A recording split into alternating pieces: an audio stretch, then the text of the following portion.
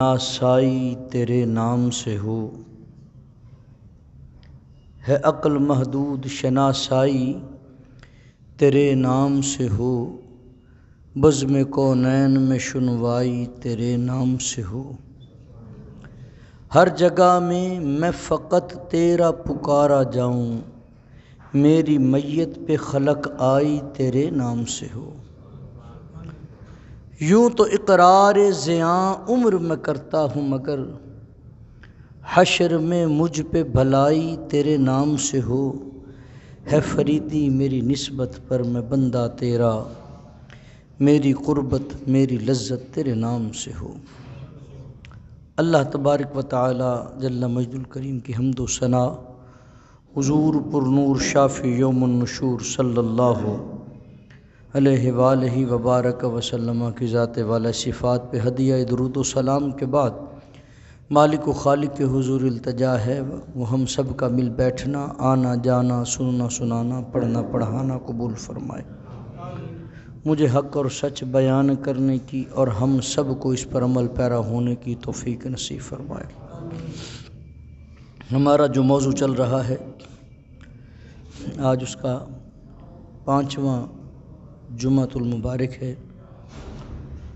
یا ایتھا النفس المطمئنہ، رب مخاطب کر کے اعلان فرماتا ہے، اے مطمئن نفس والے۔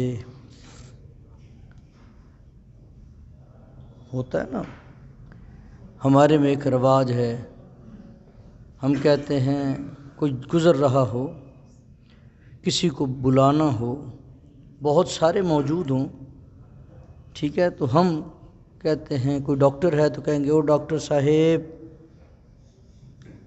کوئی قاری ہے تو کہیں گے او قاری صاحب، کوئی عالم ہے تو ہم کہیں گے او عالم صاحب، کوئی استاد ہے تو کہیں گے جی استاد جی، وغیرہ وغیرہ۔ ہم جب بہت سارے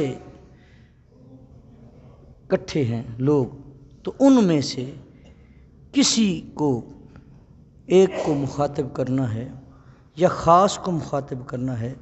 ہمارے جامعہ فریدیہ میں جو ہر سال دیکھتے ہیں کہ جب تقسیم اسناد ہوتی ہے تو کہتے ہیں بھئی حفاظ کی لائنیں ادھر ہیں، حفاظ ادھر آ جائیں جن کو اسناد ملنی ہیں، قراء ادھر آ جائیں، جنہوں نے دورہ قرآن کیا ہے وہ ادھر آ جائیں، جنہوں نے دورہ حدیث کیا ہے وہ ادھر آ جائیں، جنہوں نے تخصص کیا ہے وہ ادھر آ جائیں۔ یہ اور وہ خود بخود لاکھوں کے اجتماع میں سے وہ نکلتے ہیں، وہ ایک لائن بن جاتی ہے۔ اسی طرح رب فرماتا ہے یا ایتھا النفس المطمئنہ، اے اطمینان والا نفس رکھنے والو یا رکھنے والے، ارجعی الی ربک راضیۃ مرضیہ، اسی حالت میں یہ جو تیرے قلب کی حالت ہے نا، اسی حالت میں اپنے رب کی طرف لوٹا۔ کیوں؟ کیونکہ تو اس سے راضی ہوا، وہ تجھ سے راضی ہے۔ تو اس پر راضی ہے، وہ تجھ سے راضی ہے۔ عزیزان گرامی قدر،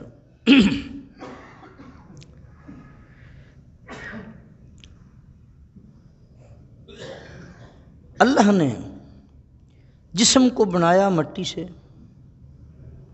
اب یہ میں ہر عام کی بات کر رہا ہوں، خاص کی بات نہیں کر رہا، ہر عام کی بات کر رہا ہوں، خاص کی بات نہیں ہے۔ یہ بات پہلے ذہن میں بٹھا لینا۔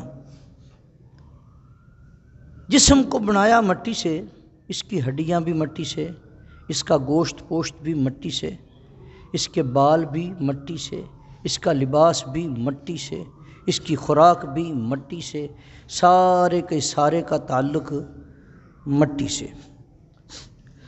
اور اس مٹی کے پتلے میں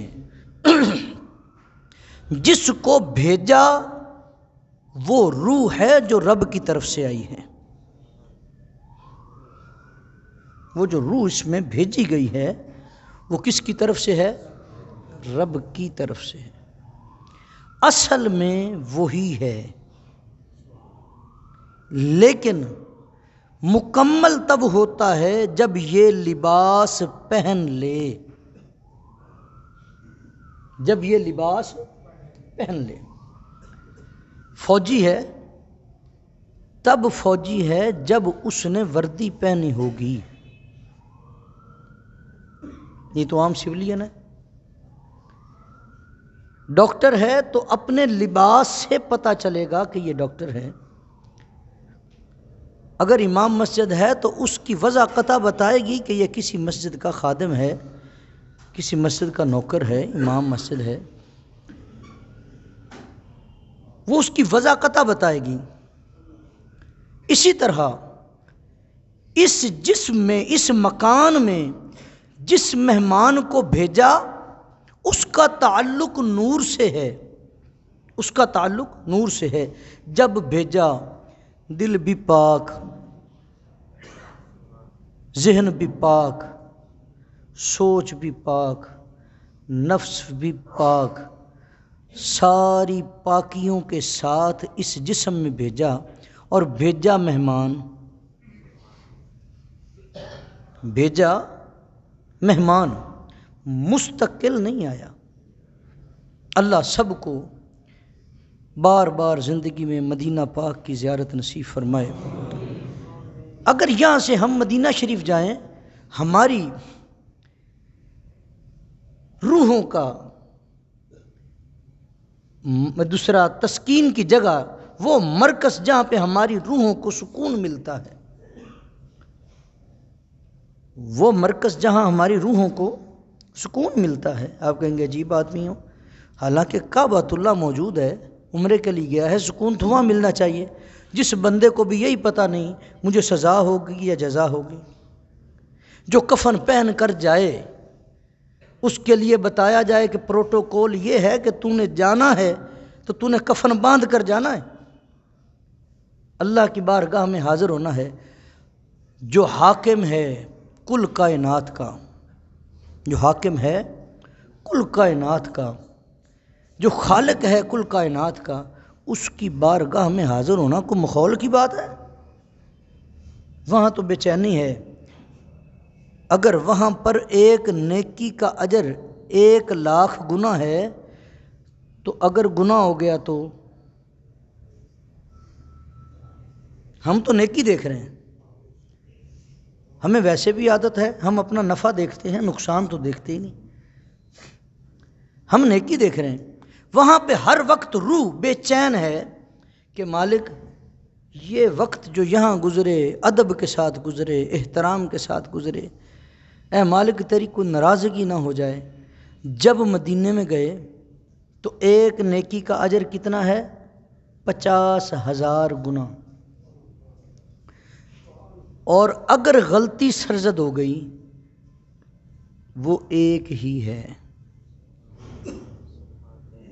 وہ ایک ہی ہے، اس کے لیے 50,000 نہیں، یہ حضور کے شہر میں جانے کی برکت ہے۔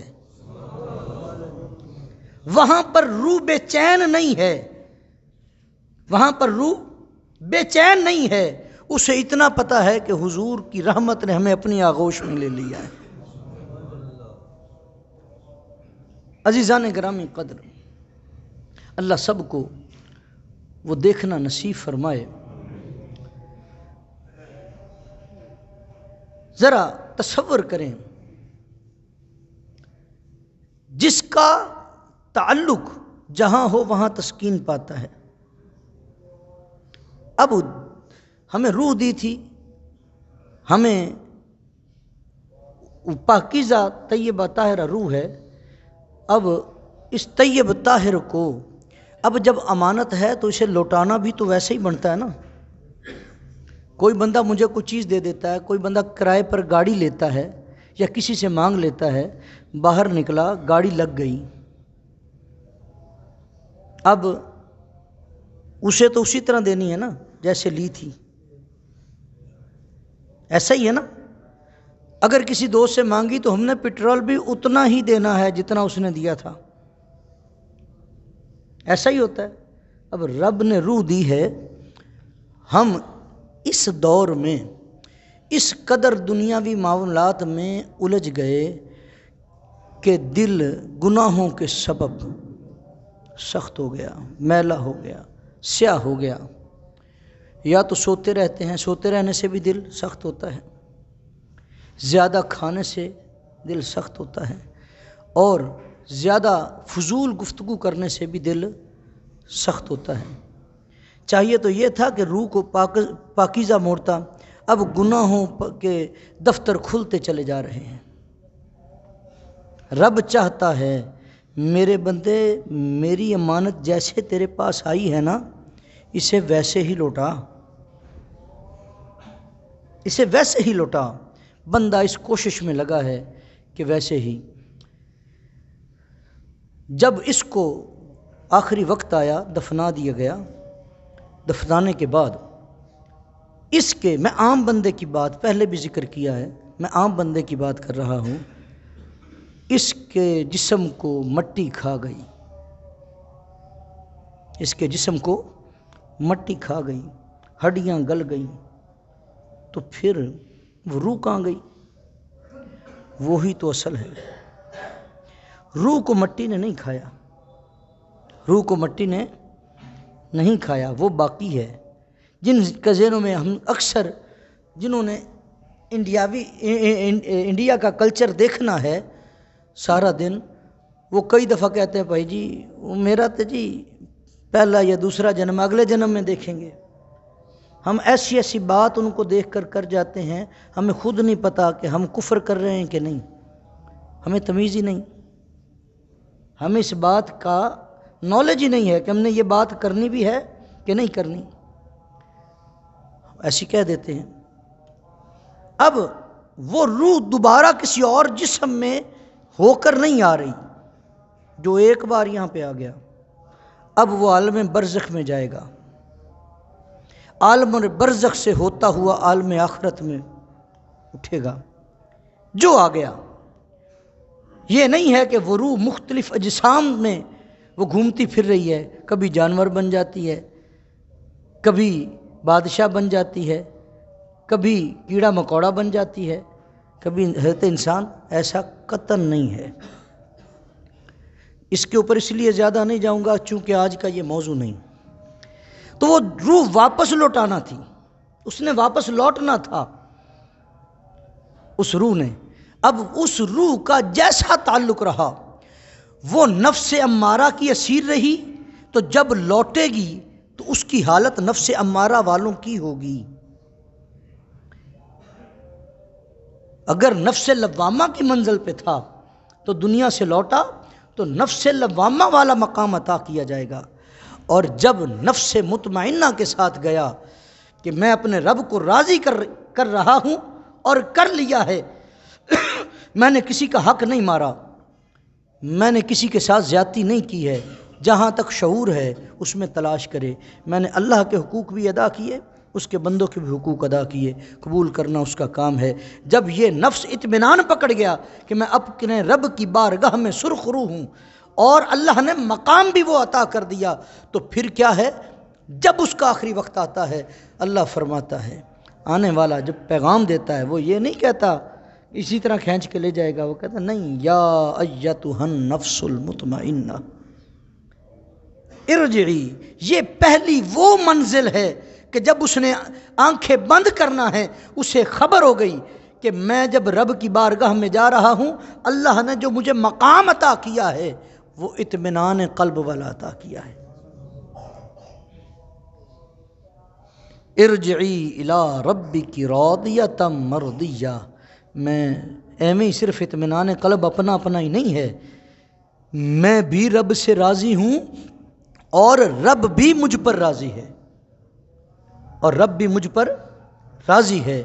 عزیزان گرامی قدر، سردیوں کی ٹھنڈی راتیں ہیں، سردیوں کی ٹھنڈی راتیں، رات کو رضائی کمبل چھوڑ کر اٹھنا، اور پھر ہمارے تو ویسے بھی گیس نہیں ہوتی، تو ٹھنڈے پانی سے وضو کرنا اور اس کی بارگاہ میں مصلی بچھا لینا، آ جانا۔